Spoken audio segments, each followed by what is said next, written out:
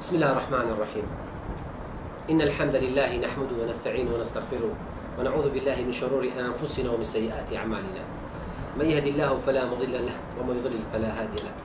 أشهد أن لا إله إلا الله وحده لا شريك له وأشهد أن محمدا عبده ورسوله. وأما بعد، إخواني أخواتي المسلمين وغير المسلمين، اسمعوا كلامي. أريد منكم أولا ترجعون إلى آخر رسالة القرآن لكل العالم، ترجعون إلى كتاب الله وسنة النبي عليه الصلاة والسلام. هذا أخ المحترم اسمه كارزان من 2004 جاء إلينا، أختها كان مصاب بسرطان بالدم أختها ما جاء إلينا في الطب النبوي وهو جاي خطية، أخته توفت، إنا لله وإنا إليه راجعون. هو عالجنا بالطب النبوي والقرآن الكريم وطابت الحمد لله، وعنده سرطان بالدم من 2004، صار له 7 سنوات. حصل 7 سنوات. هسه أخ كارزان ما شاء الله صار كبير، ذيك الوقت جاي ما شاء الله صغير. منو شفاهم؟ رب العالمين. منو السبب؟ أنا شيخ علي السبب، دكتور علي السبب، بس أنا ما أشفي، والشافي والله. إن رب العالمين يقول: وننزل من القرآن ما هو شفاء ورحمة للمؤمنين ولا يزيد الظالمين إلا خسارة. هذا أخويا صار له 7 سنوات مرض ماله انتهى، مع الأسف أختها توفت، يعني قبل أخته توفت بعدين هو جاءت إلي، يعني مع الأسف. يا ريت كان أخته يجي حتى نعالجها حتى ما يموت. أبدا الأجل بيد الله، لازم هو قضاء لازم يموت. وهسه مبروك لأخونا الولد الغالي أخويا كارزان محترم، رب العالمين شفاه. أريد كل الناس يرجع إلى كتاب الله وسنة النبي عليه الصلاة والسلام. هسه نتكلم وياه باللغة الكردية وبعد شيء باللغة العربية وياكم، حتى إخوان العرب أخواتنا العرب يفتهمون القرآن. معجزة، شفاء، دستور لكل العالم. السلام عليكم. كاكا زانجان أخو بخير بيت. كاكا زانجان سنة كستان أو نخوشيها وسرطان خوي. مخشكي مايل نوتسي. أقول توزن دم بس كي تساوي نوتسي. مخشكي مايل نوتسي وبعدين الوزارة كاتم كمان هاتم. إذا بيش أتوبي أو نخوشك بيش تقول يلا. أو بيش من بالله ولا بعدين النوم وعفت مشكلة أنا. توشان. مخشكي من الوزارة دو. أو نهات الأيام. نخير ما أصلا. نهات جوان. بعمل بايز كذي ندك. وافي القافية الموسي بارك الله. أتوقعش هاتي. بالله ما أصلا. بل دكتور تازور كم مخشك. أري والله ما أصلا. بعدين دكتور فايلة كان مثلا فايلة يكون لماري بعدين بكامل فايلة كان ما فحوصات كان هم يعني بعدين. بل إذا عفوا صد بالشكل ما وصل كارزان. كعلاج دكتور برزق كان كله خشكت. استفادينا كل. وفاكي كل. ما توصل كل قد من جدا من مدة توصل كل هاولي تصدق لغة تيرا خرجي كان دليل كذا دجي. والله خرجي مصيفي بعدين. لما صيفي دجي. والله ما أصلا مصيف دجي بعدين. بس برين وقعد لمكتب صارك من دابر من المكتب بس والله علاج كيميائي هو بلخص خانة قال من صار شمان ويك شمان دبا شو ما دكتور من كات لمكتب شو يعني ويلي هذا اللجان يخون بيزاركم لو كانت فنا من هذا وقت الشباب بابرين كاتي كات ملا شباب علاج كان مرقد وازم علاج كان دكتور هنا لا هم مشتكى كاتي خد درجة كيميائي ويشتغل ما بابرين عفتي دورج دبا درجة أنا بكارين هذا بارك الله فيك. أو كادي هاي تمن سنة قبل بيجي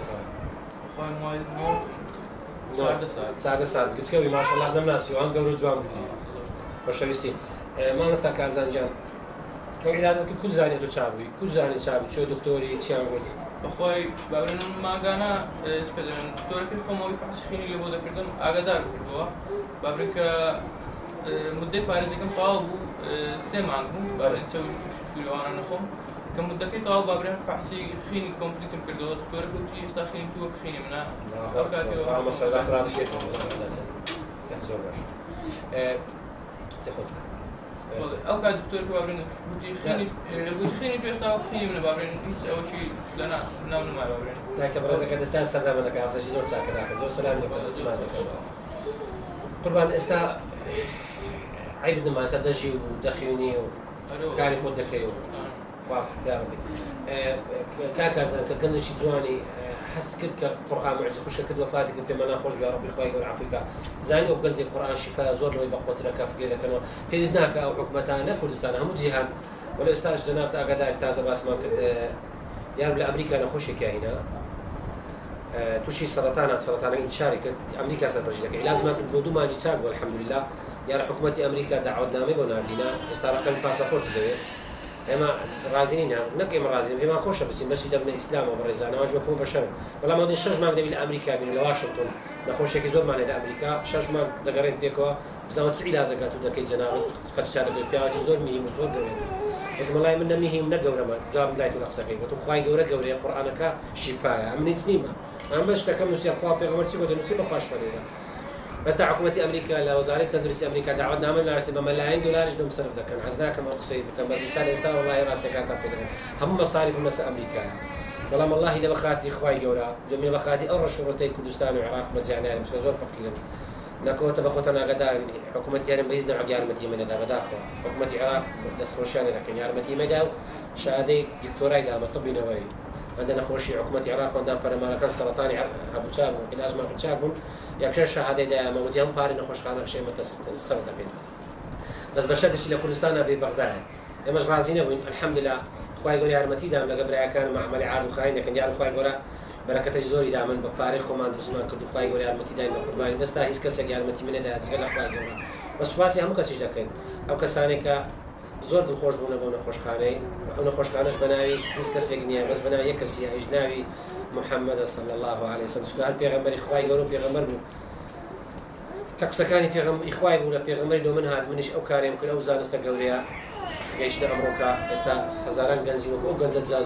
زاوزان وتساق لتري أو جنزة برز محترم إلى مرد رزقار ما كر إخوي يقول إشفاله إلى إمش من السبب استا بخداية تا استا من زوابي أمريكا أو دينا كتانا كأمريكا لما دفعته بمثل أمريكا كأمريكا بقوتين دولة لزانست لعلم لزانياري دولة مسلمانة ذاك تقوى من علاج ما مكان يعني السرطان رجال أمريكاش براي من الأصل أنا براي منها ماشي عارمتي عندي والله أمر رشور تمام قد بازدر رشور كم رجال وصلنا خوجة تلاقي من ناتانم بين شش مرق الأمريكي ميموا 20,000 نفر إسلامي زكاة 4,000 نفر تحت العلاج السرطان دومان زارك دينو ناتان بزيان بين والله لبخاتي خوا لبخاتي أو فقير وهجار نار ونك والله فيريستا أو بس بين سكر حكومتي أنا لخرابي زيادة هيج باشي لك اللي ما نكر والله من حكومتي خو ما خوجة حكومة لأناتو دواني لكن حكومة القرآن ممكن توزق ببيخوان دابينو كيك زانستك دروس دو يا مافورك دروس دكا يا سارك دروس دكا يا كلاشك دروس دكا يا رايدون دروس دكا تويست بملايين دولار الصرف كان بناية ساكن نبوان وكردستان وكالصين ويابان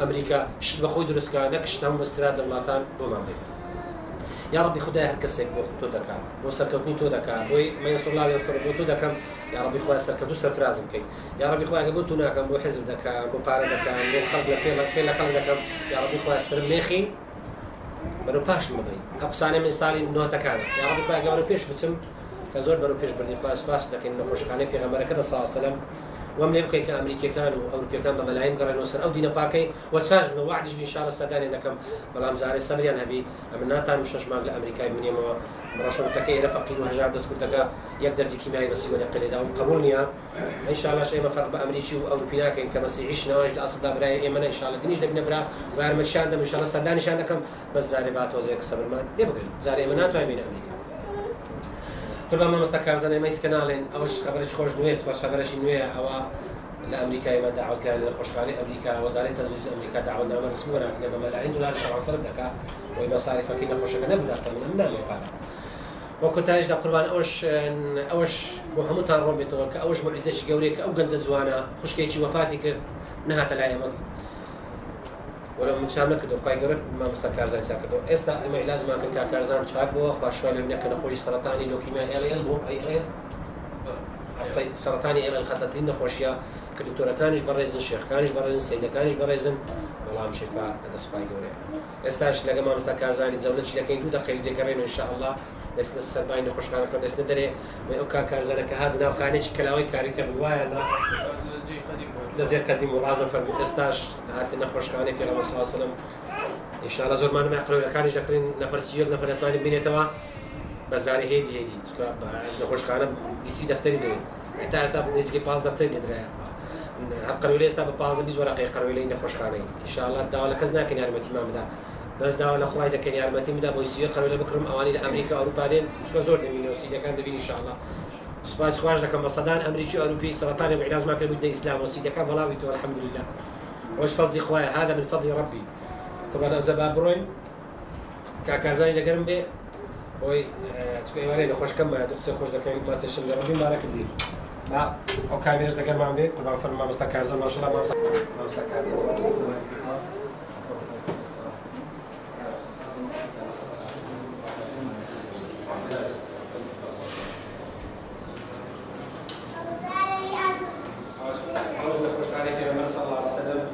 گەنجە جوانە ئەوە سەرەوەی ماوە ئەوەش ئەو گەنجە جوانەیە کە لە 2004 هات لای ئێمە سەرەتانی خوێنی هەبوو ئێستا 2007 نەبوو کە خوشکەشی سەرەتانی خوێن ئەو خوشکەکەی وەفاتی کرد نەهاتە لای نەخۆشخانەی پێ وەفاتی نەخۆشخانە نەبوو ئەو کاتی مامۆستاکارێتە بوو مامۆستاکار جەڕاستە مامۆستاکار ئەو کاتی کچکە بوو ساڵی چەند بوو 2004 ئێستا 2011 هیچکەی 2012 کاکارزان ماشەڵڵا بوویتە گەنجێکی جوانی زەخم ماسی زۆر خۆشە ماشەڵڵا ماچی لەری شەرۆکەیە ئەوەش فەزلی خوایە ئەو گەنجە جوانە لە نەخۆشی سەرەتانی ALL خوای گەورە شفای دۆهینا دکتۆرەکان سەریان سۆڕما لە 2004 هاتە لای برای خۆی مامی خۆی ئێستا چاک بووە ئێستا باوە پێ خۆی بێتە نەخۆشخانەکەی پێغەمبەری سەڵڵا عەلەیهی وسەلەم فەرمووی مامۆستاکار دەڵێ بڕاتێ